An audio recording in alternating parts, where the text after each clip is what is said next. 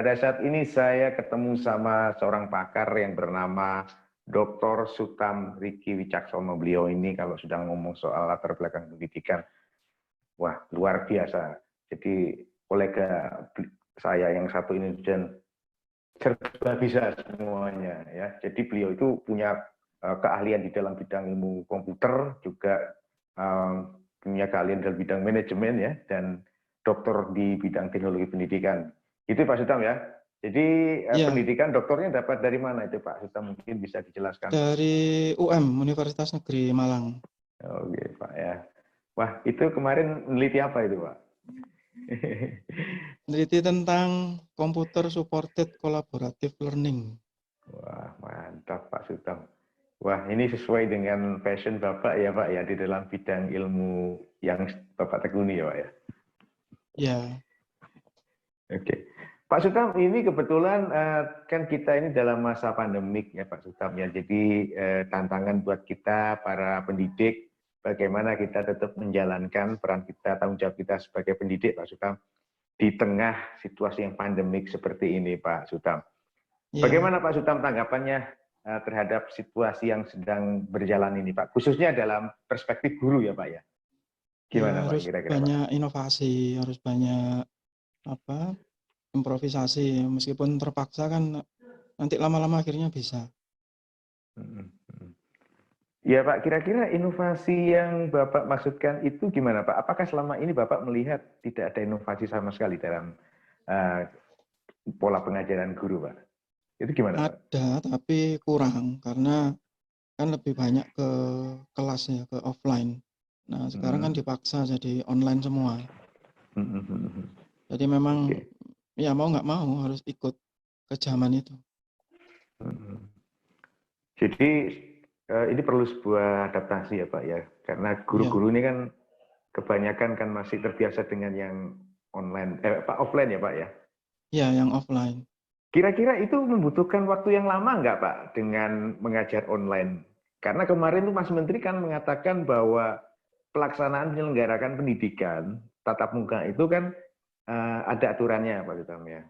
Jadi dianggap daerah zona hijau gitu kan, kemudian pemdanya mengizinkan, kemudian eh, sekolahnya juga melihat, mengakses apakah ada kesiapan gitu kan.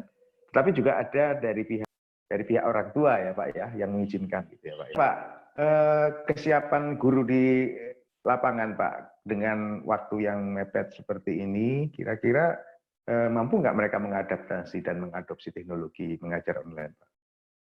Kalau dilihat dari kesiapan ya pasti banyak yang nggak siap. Begitu karena kan kaget.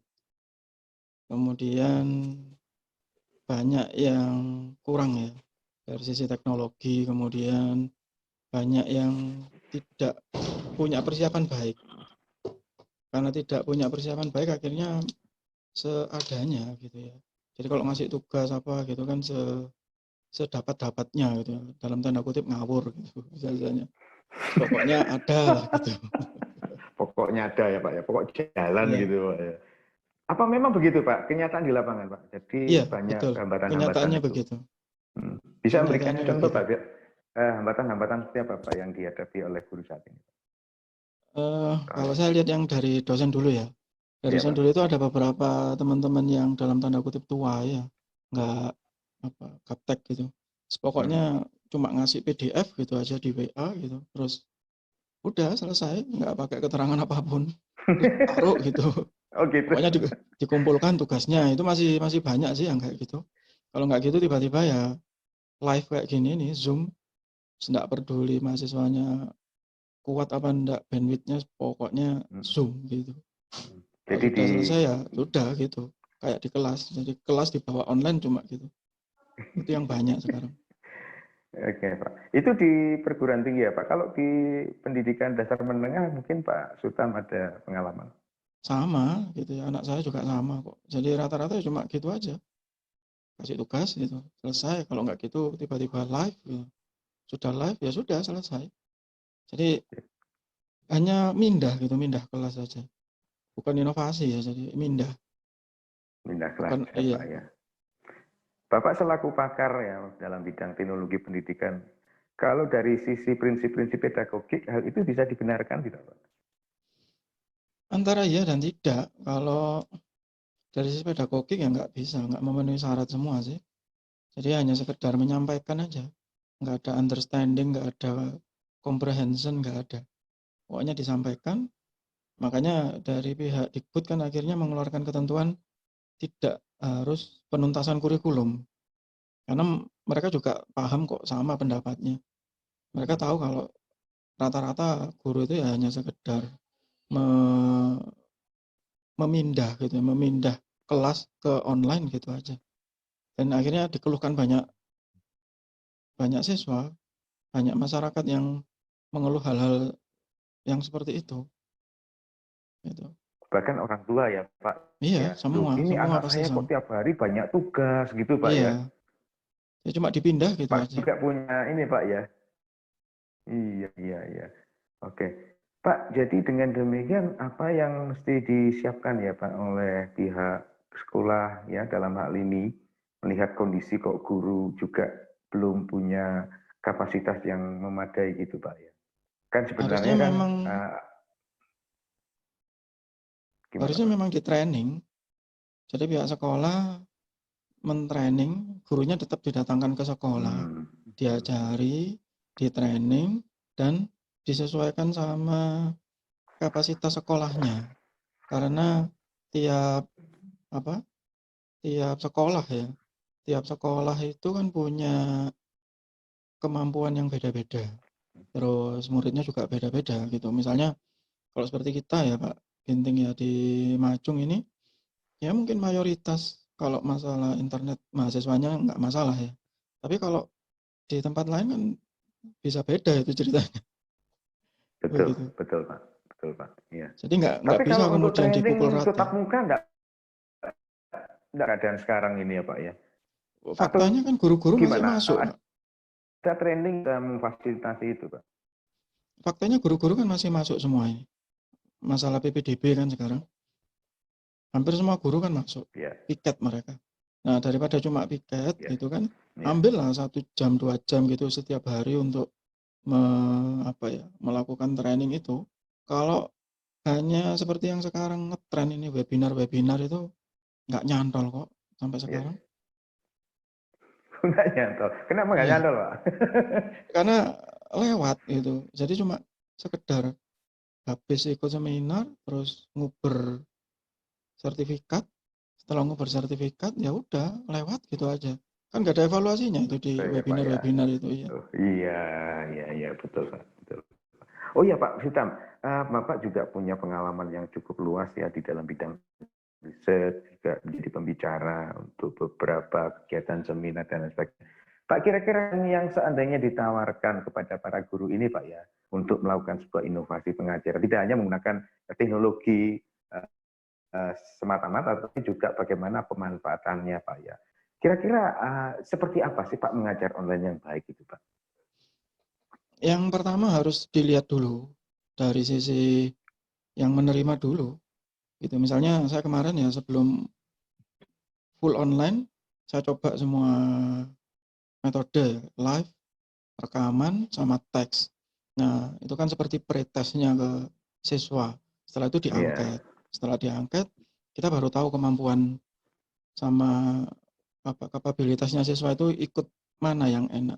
Fasilitas apa yang mereka punyai. Ya. Baru setelah itu, dari sekolah itu bisa menentukan, oh berarti saya pengen yang ini. Misalnya, ya ini siswa-siswa saya sanggupnya cuma pakai podcast misalnya, ya pakai podcast.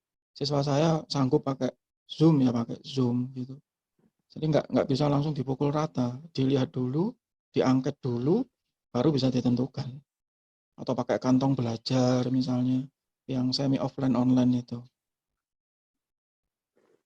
Jadi Jadi harus analisis adaptasi dulu. lingkungan dulu ya Pak ya. Ya, Jadi analisis melihat lingkungan, situasinya ya Pak ya. studi kelayakan gitu istilahnya. Iya Pak. Oke Pak, jadi kalau melihat trennya Pak Sutam, sepertinya kan ada kendala dengan internet, kemudian fasilitas penunjang teknologi yang masih relatif cukup lama gitu Pak ya. kira-kira arahnya kok lebih menggunakan teknologi yang low tech gitu Pak ya, teknologi dengan kapasitas yang tidak terlalu rumit ya Pak, seperti WhatsApp dan lain sebagainya Pak ya, atau gimana menurut Pak Sultan untuk Beberapa kebanyakan para guru? sekolah kan memang muridnya ada yang high class. Nah, kalau yang high class tadi dikasih yang seperti itu ya mereka marah-marah, wong bayarnya mahal. Tapi kalau yang memang nggak bisa ya nggak masalah dikasih yang low tech. Harus ya itu tadi adaptasi. Nah, kita ngajari misalnya ke guru-guru kasih pelatihan MS Team atau apa, loh mereka nggak punya, siswanya juga nggak bisa akses, bahkan ya sia-sia gitu. Atau kemarin seperti salah satu vendor ya, Microsoft itu mengadakan pelatihan menggunakan macam-macam sih. Ada power ini begitu. Ya gurunya nggak punya. Terus nanti muridnya ngakses pakai apa ya nggak tahu gitu. Ya sama saja. Tapi kalau kita tahu masing-masing, nah akhirnya pelatihannya bisa efektif, bisa tahu gitu. Jadi nggak bisa misalnya semua sekolah sama gitu, nggak bisa memang. Harus adaptasi satu persatu. Low tech, high tech itu tidak menentukan ya Pak ya keberhasilan sebuah pengajaran online Pak ya, atau gimana? Tidak. Jadi kemarin saya misalnya ada 4 kelas ya saya angkat, 5 kelas saya angkat itu dari 2 prodi yang berbeda, itu jawabannya Iya. beda-beda karena itu beda angkatan semua. Jadi ada satu angkatan itu yang mayoritas dari luar kota ya. Mereka ngeluh kalau live, sehingga saya kasih rekaman semua dari hasil angket itu. Terus ada satu lagi yang ternyata mereka lebih condong ke teks. Jadi ada semacam kuisnya teks segala macam. Ada ternyata satu angkatan itu angkatan baru ya. Dan memang tingkat ekonominya lumayan tinggi. Kalau saya lihat gitu dari paling nggak waktu ketemu di kelas itu laptopnya bagus-bagus lah. Itu mereka semua jawabannya minta live. Karena mereka merasa mampu begitu. Nah, itu yang jadi masalah kan akhirnya. Sehingga hanya dari satu kampus gitu hitungannya beda-beda loh penanganannya. Itu yang Jadi apa yang harus kita lakukan Pak? Apakah kita juga harus menyesuaikan permintaan itu semuanya Pak? iya harus diangkat dulu memang. Jadi dicoba satu persatu yang mungkin dilakukan dicoba misalnya live, teks, Betul. audio saja atau semi online offline biar mereka merasakan. Karena kalau diangkat saja itu sudah terbukti mereka kan nggak punya bayangan. Misalnya Betul. Iya. dikasih podcast gitu, mereka kan nggak tahu podcast itu apa gitu, seperti apa bentuknya Iya, gitu. betul, betul Pak, betul Pak. Iya, iya, Screencast, iya. apa screencast Betul itu Pak. gitu. Kalau sudah merasakan baru tahu, oh Iya, iya. enak yang ini gitu. Betul Pak. Itu sih Betul sementara Pak. ini. Betul. Betul. Iya Pak, jadi memang ini kembali kepada guru ya Pak, ya apakah dia memang mengambil bagian ini sebagai sebuah apa namanya langkah maju bagi dirinya, itu karena sebuah ini itu kan membutuhkan sebuah investasi waktu belajar, adaptasi dan lain sebagainya gitu Pak ya. Iya, Meskipun belajar Pak yang keadaannya penting. memaksa ya Pak ya, Iya, betul yang Pak. penting belajar. Eh, saya pun Nah, misalnya sekarang ya juga silakan. juga berat kok belajarnya Pak gitu. Kayak ini misalnya invest mic, kemudian invest sound card, invest macam-macam ya. Cara Ya, menggunakannya kan juga nggak tiba-tiba bisa begitu. Harus belajar dulu, harus korban dulu gitu. Sampai akhirnya percobaan ya, keberapa baru tahu oh ini karakter alatnya ya, begini. Supaya bisa begini saya harus melakukan ini. Itu betul. lama juga sih. Iya Pak. Dan terima kasih Pak sudah dikirimi podcast Pak. Wah luar biasa ya Pak ya. Itu hasil dari sebuah proses ya Pak ya. Proses belajar ya Pak. Ya itu masih belum sempurna. Ada lagi yang sudah saya perbaiki itu sudah. Oh, gitu ya Pak ya. Oke. Iya, karena Kita memang tunggu loh Pak podcastnya lainnya Pak. iya, karena memang nggak gampang sih Pak gitu. Memahami Ya. karakter gitu ya untuk buat apa suaranya nggak terdistorsi, nggak terdistraksi sama orang lain itu kan sulit, nggak gampang Jadi gitu. guru itu tidak boleh langsung nyerah ya Pak ya. Ketika mereka mengalami sebuah hambatan, waduh teknologi ini kayak ini, wah wis gak bisa wis. Nah, jadi itu sebaiknya dihindari gitu Pak ya. Kan seperti itu kadang-kadang Iya, kita lihat ya Pak ya. Jadi terus berani untuk melakukan sebuah usaha yang baru. Baik Pak. Pak, ini banyak yang menanyakan Pak. Nah, kebetulan saya ketemu dengan pakarnya Pak Sutam. Pak Sutam, ini Pak soal masalah kecurangan Pak di dalam tes online itu loh Pak. Karena kan banyak yang mengatakan, waduh, anak-anak ini apa ya ngerjakan dia sendiri yang ngerjakan gitu ya. Karena ketakutan yang muncul itu gini Pak. Ketika guru ya pendidikan dasar menengah itu memberikan kuis gitu linknya gitu. Ojo saya ngerjain wong turune ngono Pak. Oh iya, banyak itu. Gitu. Atau gimana Pak itu Pak enaknya Pak? Seperti itu tuh Pak. Yang penting itu pertama jangan ngasih yang impossible, yang mustahil. Kalau ngasih yang mustahil ya pasti nggak dikerjakan sendiri. Oh gitu. Apa maksudnya Pak yang mustahil itu maksudnya Pak? Ya contoh ya misalnya anak saya gitu ada yang SD gitu misalnya dikasih yang seperti ini. Tapi yang untung yang sekolah anak saya nggak seperti itu. Ada yang tetangganya itu yang sekolahnya lain dikasih hafalan misalnya. Wah, hafalannya panjang ya.